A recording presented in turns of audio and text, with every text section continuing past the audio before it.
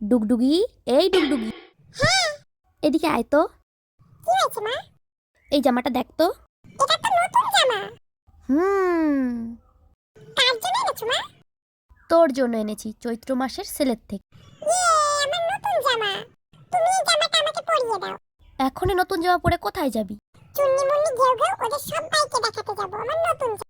না না, কালকে পয়লা বৈশাখ, কালকে পরতে হয় নতুন জামা। কালকে পয়লা বৈশাখ। হ্যাঁ। ইয়ে, এই ডুগডুগি, ওর জলদি, কত বেলা হয়ে গেল। আমাকে আরেকটু ঘুমোতে দাও। আজকে পয়লা বৈশাখ, আজকে যদি দেরি করে উঠিস তাহলে তো সারা বছর সব কাজে দেরি হয়ে। তাহলে আমি সবার আগে উঠবো।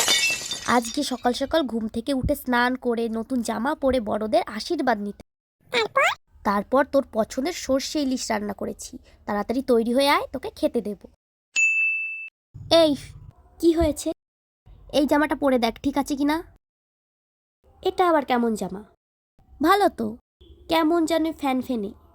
ফোন দেখে দেখে তো চোখের মাথাটাই খেয়েছিস, ভালো জিনিস তো চোখে দেখবি না। নিশ্চয়ই তুমি সিলেট থেকে এনেছো।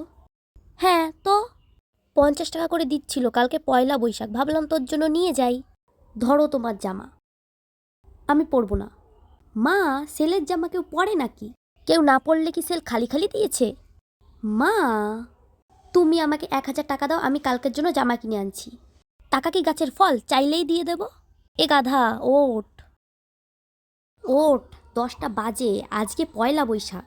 তো আমি কি করব? তুই কি করবি মানে? হ্যাঁ, আমি কি করব?